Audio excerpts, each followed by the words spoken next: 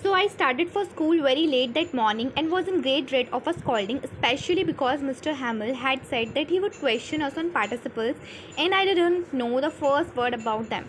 तो यहाँ पे जो फ्रांस है, फ्रांस क्या है, यहाँ पे बच्चे का नाम है, फ्रांस नहीं है, फ्रांस है।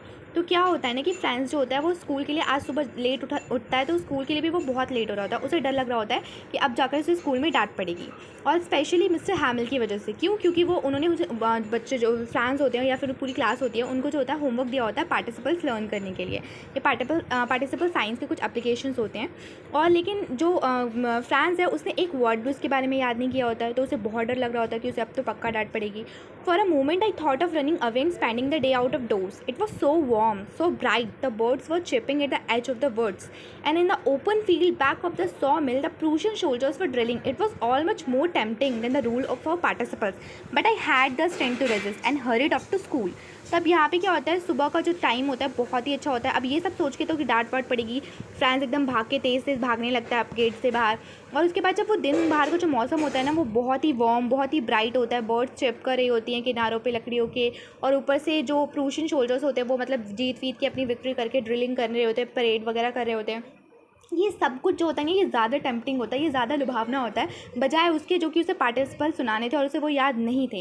लेकिन फिर भी इन सब चीज़ों को वो रेजिस्ट करते हुए उस देखिए इतना छोटा सा बच्चा फिर भी उसके पास पावर है कि वो सारी टेम्पटिंग चीज़ों को अंडर एस्टिमेट करके भागता है अपनी तरफ, हरीड ऑफ टू स्कूल, अपनी स्कूल की तरफ वो तेज़ी से भागता है।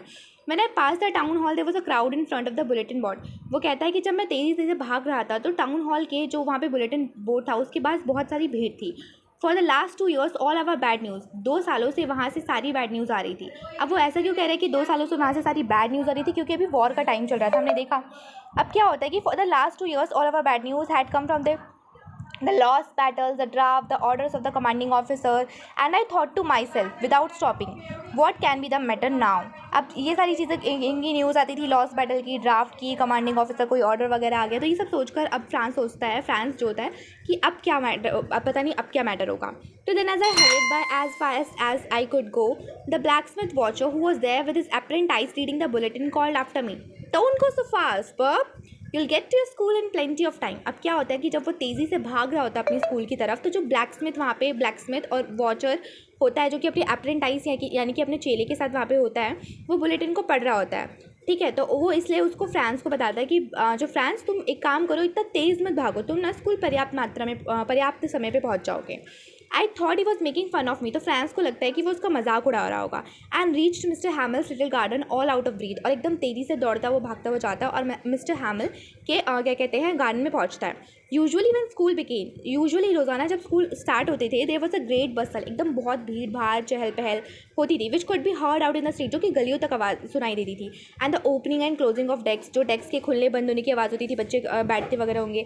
लेसन्स रिपीटेड इन यूनिसन, जो एक साथ सबको लेसन रिपीट किए जाते थे, करवाए जाते थे, वेरी लाउड, बहुत तेज़, और सबके हाथ जो थे वो कानों पे होते थे ताकि सब अच्छे से क्या कहते हैं बेटरली अंडरस्टैंड कर सकें।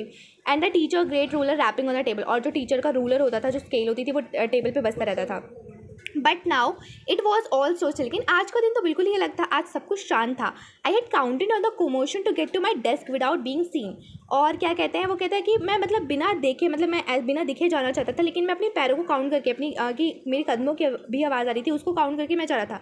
But of course that day everything had to be as quite as Sunday morning, क्योंकि उस दिन सब कुछ इतना शांत था जैसे कि संडे मॉर्निंग हो। Through the window I saw my classmates. अब क्या होता है कि विंडो से जो होता है ना फ्रांस, वो देखता है पूरे के पूरे क्लासमेट्स बैठे हुए हैं, सब अपने अपने प्लेसेस पे हैं, और मिस्टर हैमिल भी जो है अप एंड डाउन जो है अपने टेरिबल आयरन रूलर के साथ वॉक कर रहे हैं अपने आर्म में लेकर। उसके बाद वो कहता है कि मुझे सबसे पहले डोर को ओपन करना था and go in before everybody. You can imagine how I blushed and how frightened I was. अब वो ब्लश्ड इसीलिए था क्योंकि उसे शर्म आ रही थी, क्योंकि वो लेट पहुंचा था। उसके बाद डरा हुआ इसीलिए था क्योंकि उसे डर लग रहा था, एक तो उसने पार्टिसिपल्स याद नहीं किए, ऊपर से वो लेट आया, तो दोनों तरफ से उसे डांट पड़ने वाली थी, और शायद वो आयरन रूलर भी। Now but nothing happened. पर अचानक से सब कुछ अलग हो जाता है, उसे वहाँ पे कुछ नहीं होता है। Mister हैमिल saw me. फ्रांस कहता है कि मिस्टर हैमिल ने मुझे देखा एंड सेड वेरी काइंडली, और वो बहुत ही प्यार से, बहुत ही दयालुता से बोले कि go to your place quickly little Franz, कि जल्दी से अपनी जगह पर बैठो little Franz. We were beginning without you. हम तो तुम्हारे बिना ही शुरू करने वाले थे। I jumped over the bench and set down at my desk. मैं जल्दी से कूदा अपनी बेंच के ऊपर, जाके बैठ गया। Not till then when I had got a little over my fright, तब तक तो कुछ भी नहीं, डर लग ही रहा था, लेकिन जब थोड़ा सा डर शांत हुआ, did I see that our teacher had on his beautiful green coat, तब मैंने ध्यान दिया कि मेरे टीचर ने आज अपना ब्यूटीफुल ग्रीन कोट, जिसकी फ्रिल शर्ट है and a little black silk cap, और उसके ऊपर एक छोटी सी सिल्क की ब्लैक कैप है जो कि एम्ब्रॉयडर्ड, मतलब कि सजी धजी हुई है, जो कि वो कभी नहीं पहनते थे बजाय इंस्पेक्शन या प्राइज़ डे के, लेकिन आज उन्होंने ये पहन रखी थी, जबकि आज तो ना ही इंस्पेक्शन डे था ना ही प्राइज़ डे था, बिसाइड्स द होल स्कूल, और आज पूरा का पूरा स्कूल भी पूरा स्ट्रेंज एंड सोलेम, यानी कि सूना सूना सा लग रहा था। But the thing that surprise me, जो सबसे ज़्यादा चीज़ उसको सरप्राइज करी थी ना फ्रेंड्स को, वो ये था कि जो बैक बेंचेज जो हमेशा खाली रहते थे, आज वहाँ पे सारे गाँव के लोग चुपचाप से बैठे हुए हैं। ओल्ड हॉजर आया है उसके 3 कंसर्न हैट के साथ, फॉर्मर मेयर है, farmer post master and several other besides हैं। एवरीबडी लुक सैड, सब दुखी दिख रहे हैं एकदम। और हॉजर जो है ना, वो अपना ओल्ड प्राइमर क्या होता है, वो जो अल्फ़ाबेट्स की बुक होती है ना, जिसमें A to Z वगैरह सारे जैसे हमारे लिखे होते हैं, तो उनकी लैंग्वेज में जो उनके A to Z क ख ग वगैरह होंगी, वो सब लिखे होते हैं, तो वो लेकर आया था, जो कि थंब मुड़े हुए थे एजेस से, किनारे से, और उसने उसे अपनी नी के ऊपर रख रखा था, जिसके ऊपर उसके ग्रेट स्पेक्टिकल, बड़े बड़े स्पेक्टिकल्स रखे हुए थे अक्रॉस द पेजेस के बीच में। While I was wondering about it all, जब मुझे इन सब चीज़ों के बारे में आश्चर्य हो रहा था, mister हैमल mounted his chair, mister हैमल ने अपनी चेयर को जल्दी से उठाया, मतलब सही से लगाया, and in the same grave, और उसी सीरियसनेस में, जेंटल टोन में, एकदम सीरियस वॉइस में, when he had used to me said, उसने फ्रांस ने कह रहा है कि मुझसे टीचर मिस्टर हैमल ने कहा, my children this is the last lesson I shell give you, कि हे मेरे प्यारे बच्चे, ये जो है ना, ये लास्ट लेसन है अब जो मैं तुम्हें देने वाला हूँ। The order has come from Berlin to teach only German in the schools of Alaska and Lorraine, and the new master comes tomorrow. This is your last French lesson. I want you to be very attentive. Sorry, यहाँ पे क्या बोल रहे हैं वो, कि देखिए अब जो ऑर्डर है वो मिस्टर हैमल कहते हैं कि फ्रांस, ऑर्डर जो है ना बर्लिन से आ चुका है कि अब सिर्फ जर्मन ही पढ़ाई जाएगी अलास्का और लॉरेंस के स्कूल में, और नया मास्टर कल ही आ जाएगा, तो ये आज तुम्हारा लास्ट फ्रेंच लेसन है, तो इसीलिए मैं चाहता हूँ कि तुम बहुत ही केयरफुल होगी ये लेसन सुनो, क्योंकि आज तक तो तुमने कभी ध्यान दिया नहीं था। What a thunder clap these words were to me, एकदम ये जो लेसन था ना, एकदम थंडर क्लैप, मतलब किसी ने जोर से चाटा नहीं लगा, एकदम कड़ाके वाला, वैसे मेरे गालों पे ऐसा लगा जब उन्होंने ये बात कही। ओह the wretches, that was what they had put up at a town hall. अच्छा, कितनी दुर्भाग्य की बात है। अच्छा, तो ये वही न्यूज़ थी जो टाउन हॉल पे बुलेटिन बोर्ड पे लगी हुई थी, फ्रैंक ऐसा सोचता है। My last French lesson, why I hardly knew how to write, I should never learn any more, I must stop there then. Oh, how sorry I was for not learning my lessons, for seeking bird's egg or going sliding on the sow. My books that had seemed such a nuisance a while ago, so heavy to carry, my grammar and my history of the sands were old friends now that I couldn't give up. And Mr. Hamill too, the idea that he was going away, that I should never see him again, made me forget all about his ruler and how cranky he was. Poor man, it was in honor of this last lesson that he had put on his fine Sunday clothes, and now I understood why the old men of the village were sitting there in the back of the room. It was because they were sorry too that they hadn't gone to school more. It was their way of thanking our master for his 40 years of faithful services and of showing their respect for the country that was theirs no more. तो जब ये बातें सुनता है ना, तो वो बहुत ही दुखी हो जाता है, और फ्रांस कहता है कि मेरा लास्ट फ्रेंच लेसन, अभी तो मैंने कुछ लिखना सीखा ही नहीं था, अभी तो मुझे कुछ भी नहीं आया था, अभी तो मैंने शुरू भी नहीं किया था, और अभी मुझे रोकना होगा। कितनी बुरी बात है, आज तक मैंने कभी भी अपना एक भी लेसन लर्न नहीं किया। हमेशा जब लेसन लर्न करना होता था तो मैं बर्ड्स के एग ढूंढने चला जाता था, सार पे स्लाइड करने चला जाता था, झूले पे झूलने चला जाता था। और ये जो मेरी ग्रामर की बुक है, जो कि ये सारी की सारी मेरी बुक्स, जो कि मुझे बहुत ही बेतुकी लगती थी, बहुत भारी लगती थी उठाने में, मेरी ग्रामर, मेरी हिस्ट्री, जो कि मुझे पुराने पूर्वजों की साइंस की याद दिला रहा है, वह ओल्ड फ्रेंड्स, ये सारी बुक्स तो मुझे ऐसी लग रही है, ऐसी ओल्ड फ्रेंड्स की तरह लग रही हैं अब, जिसे मैं छोड़ना नहीं चाहता, छोड़ नहीं सकता। एंड मिस्टर हैमिल टू, इनका जो आइडिया, बस इस आइडिया से कि वो अब जा रहे हैं, वो मुझे उनके सारे क्रैंकीनेस, उनके सारे चिड़चिड़ेपन और उनके सारे आयरन रूलर के बारे में भूलने पर मजबूर कर रहा है। कितनी बुरी बात है, कितनी दुर्भाग्य की बात है। पुअर मैन, वो उनको कह रहा है कि बेचारे मिस्टर हैमिल, इनके, अच्छा तो अब मुझे समझ आया कि उन्हीं के ऑनर में, उन्हीं के सम्मान में ये लास्ट लेसन जो है देने वाले हैं, तो इसीलिए वो अपने फाइन संडे क्लोथ्स में आए हैं।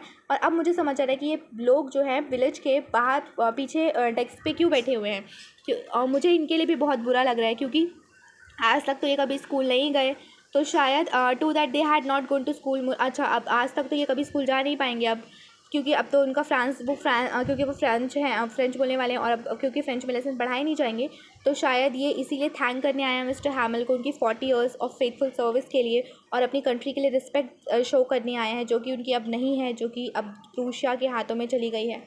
तो ये जब ये सब कुछ फ्रांस सोच रहा होता है ना, तो उससे सुनाई देता है कि जो मिस्टर हैमिल है ना, उसका जो है टर्न आ चुकी थी डिसाइड करने की, मतलब जो पार्टिसिपल होमवर्क दिया था उसे सबसे सुन रहे थे, तो अब फ्रांस का भी टाइम आ गया था सुनाने का, तो उसका नाम पुकारा जाता है, पर वो कुछ भी नहीं कह पाता, उसके अंदर बिल्कुल डर भरा रहता है। रूलर का पार्टिसिपल उसको याद भी नहीं रहता, लेकिन अलग से उसको जो ये थंडर क्लैप पड़ा होता है इस न्यूज़ का, उसके बाद बहुत ही उसका आवाज़ अपनी तो साफ साफ सुनाई देती थी कि मेरा नाम बुलाया जा रहा है, और क्या कहते हैं, but I got mixed up on the first one and stood there.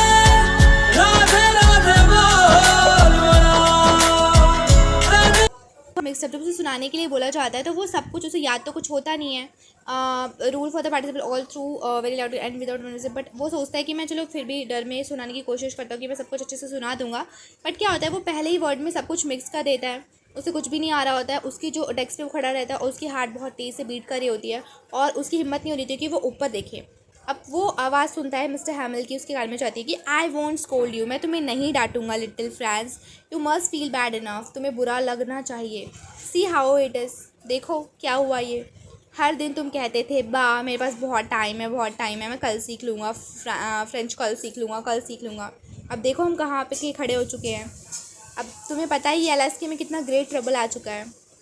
She puts of learning till tomorrow, कल ये जो लर्निंग है ये ख़त्म हो जाएगी, बंद हो जाएगी। अब क्या होगा उन फेलोज़ का, out there will have the right to say to you, अब सोचो उन फेलोज़ सोचो उन लोगों के बारे में जो तुमसे कल पूछेंगे कि तुम दिखा रहे हो कि तुम फ्रेंच मैन हो, और फिर भी तुम अपनी भाषा, जब तुमसे कोई पूछेगा कि तुम कौन हो, तो तुम कहोगे मैं फ्रेंच मैन हूँ, और जब तुमसे कोई पूछेगा कि तुम सच में फ्रेंच मैन हो, तुम्हें ना ही स्पीक करनी आती है ना ही लैंग्वेज लिखनी आती है फ्रेंच की, तो हाउ कैन यू प्रिटेंड कि तुम एक फ्रेंच मैन हो, but you are not the worst. पर लेकिन फिर उसके मिस्टर हैमिल टीचर कहते हैं फ्रेंच से, लेकिन तुम वर्स्ट नहीं हो सबसे पुअर लिटिल फ्रेंच, इन सब में हम बराबर के हिस्सेदार हैं, मतलब जो तुम नहीं सीख पाए इसमें सिर्फ तुम ही जिम्मेदार नहीं हो, हम सब भी हैं। तुम्हारे पेरेंट्स कभी चिंतित नहीं थे कि तुमने सीखा कि नहीं, वो हमेशा तुम्हें फार्म मिल्स पे काम करने के लिए भेज देते थे ताकि वो घर में और थोड़ी मनी ऐड कर सके, और क्या मैं ब्लेम नहीं, अपने आप को नहीं करूँ, मैंने भी तो तुम्हें हमेशा से पढ़ाने के बजाय लर्न करने की जगह लेसन्स, फ्लावर में पानी देने के लिए भेज दिया, फ़िशिंग पे जब मैं जाना चाहता था तो मैंने तुम्हें हॉलीडे दे दिया, और फिर एक से दूसरी चीज़ इस तरह से हम बहाने चलते रहे, और फिर अब जो है मिस्टर हैमिल जो है अब ये सब बोलकर अब वो फ्रेंच लैंग्वेज की बात करते हैं, और वो कहते हैं कि जो फ्रेंच लैंग्वेज है ना, it was the most beautiful language in the world, की ना बहुत ही खूबसूरत लैंग्वेज है, वर्ल्ड की सबसे खूबसूरत लैंग्वेज जो है ना ये है, सबसे क्लियरेस्ट और सबसे ज़्यादा लॉजिकल, जिसे हमें कभी नहीं भूलना चाहिए, ठीक है। और वो यहाँ पे कहते हैं कि अगर कोई भी कंट्री गुलाम है ना, तो सिर्फ उसकी एक लैंग्वेज है जो उसे फ्रीडम दिलवा सकती है, जो की टू फ्रीडम होती है ना, वो किसी भी कंट्री की लैंग्वेज होती है, की टू प्रिजन, जेल से तोड़ने की आज़ादी। अब आप सोच रहे होगे कि ऐसा कैसे होता है, देखो जब अपने देश के लोग अपनी लैंग्वेज जानेंगे तो दूसरा देश का उतनी अच्छी पकड़ नहीं होगी, तो उसकी मदद से वो अपने आप को आज़ाद भी करवा सकते हैं, तो यहाँ पे हमें समझने की ज़रूरत है। तो अब उसके बाद वो एक ग्रामर की बुक खोलते हैं और लेसन रीड करना स्टार्ट करते हैं, और फिर फ्रांस बहुत ही आश्चर्यचकित हो जाता है। क्यों आश्चर्यचकित क्यों हो जाता है वो, कि वो देखता है कि आज उसे सब कुछ समझ आ रहा है, और उस सब कुछ उसे बहुत अच्छे से समझ आ रहा है, उसको सब बहुत ईजी लग रहा है, तो ऐसा क्या क्यों हुआ होगा, वो सोचता है शायद आज तक उसने कभी इतने ध्यान से सुना ही नहीं, या तो और ये भी हो सकता है कि आज जो है मिस्टर हैमिल वो अपने चैप्टर को बहुत ही आराम से, बहुत ही धैर्य के साथ सुना रहे हैं। इट सीम्ड ऑलमोस्ट कि सारा वो जो बेचारे मिस्टर हैमिल है, वो सारा का सारा ज्ञान जो है ना एक ही बार में दे देना चाहते हैं, जो अब तक कोई भी सीख नहीं पाया। आफ्टर द ग्रामर हमारा लेसन राइटिंग में होता है, फिर मिस्टर हैमिल हमें न्यू कॉपीज़ ला कर देते हैं, जो कि ब्यूटीफुल राउंड हैंड से बनी होती है, France एलएसके। They look the little flag floating everywhere in the schoolroom, hung from the rod at the top of our desk. You ought to have seen how everyone set to work and how quiet it was. The only sound was the scratching of pens. अब सिर्फ class में लिखने की आवाज़ आ रही है, writing session चल रहा है, तो सिर्फ पेन के स्केच करने की ओवर द पेपर आवाज़ आ रही होती है। कुछ बीटल फ्लू भी होती है, पर किसी ने उस पर ध्यान नहीं दिया होता है, सब अपने काम में लगे रहते हैं। Fish hooks as that if was a French to on the roof they will pigeon cooed कर रहे होते हैं धीरे धीरे।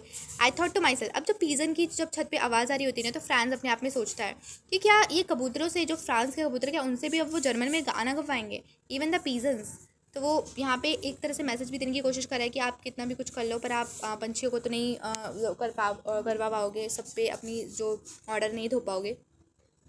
Whenever I looked up from my writing, I saw Mr. Hamill. अब जब बार बार वो अपनी राइटिंग लिखते लिखते ऊपर देख रहा था, तो वो देख रहा था मिस्टर हैमिल को मोशनलेस हैं, एकदम जो है एक से दूसरी चीज़ों को ध्यान से देख रहे हैं, जैसे कि वो सब कुछ अपने रूम, स्कूल के रूम का सब कुछ अपने दिमाग में बिठा लेना चाहते हैं। 40 साल से वो यहीं पे थे, सेम प्लेस में, जहाँ पे उनका बाहर उनका गार्डन था।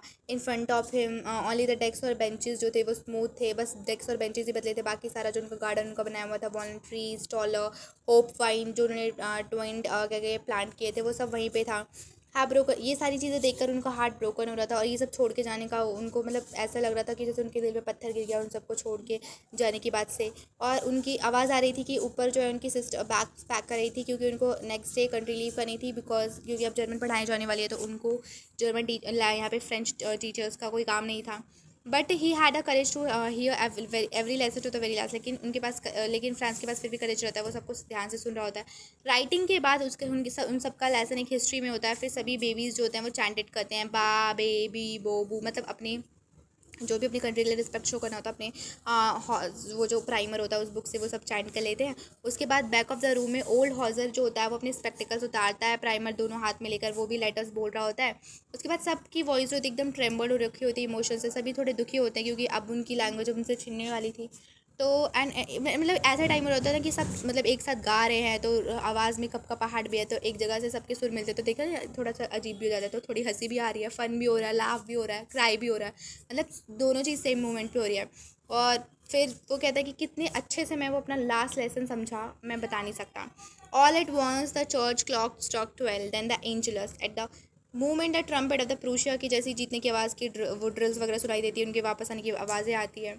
विंडोज़ से मिस्टर हैमिल खड़े हो जाते हैं, उनका चेहरा बिल्कुल पीलापन एकदम उतरा हुआ रहता है। और his chair, I never saw him look so tall, आज तक मैंने उन्हें इतना लंबा कभी नहीं पाया था, मतलब एकदम my friend said he I my friends, वो कहना चाहते थे मिस्टर हैमिल बहुत कुछ कि आई बट समथिंग चोट, लेकिन उन्हें कुछ जो था रोक रहा था अंदर से, he could not go on, और वो आगे कुछ नहीं कह पाए, कुछ अटक गया था उनके, मतलब दिल में दर्द तो हो ही रहा था ना कि छोड़ कर जा रहे हैं। Then he turn to the black board पे टर्न होते हैं, to a piece of chalk उठाते हैं, and bearing on with all his might, और जितना हो सके पूरा साथ जुटा के लिखने की कोशिश करते हैं, और बड़ा बड़ा लिख देते हैं कि वाइव ला फ्रांस, लॉन्ग लिव फ्रांस। और उसके बाद वो स्टॉप जाते हैं, अपना हेड जो है वॉल के अगेंस्ट घुमा लेते हैं, शायद वो सबको देख के दुखी हो जाते हैं, तो इसीलिए अपना फेस वॉल की तरफ घुमा लेते हैं। एंड विदाउट अ वर्ड, बिना एक शब्द कहे, वो एक गेस्टर दिखाते हैं बस हाथ से कि स्कूल डिसमिस्ड हो गया और यू मे गो, अब आप सब जा सकते हैं। So here's our chapter, and so if you like the lesson, please like, share, subscribe and comment, and tell me below the comments which type of videos you want more in this channel. Thank you very much.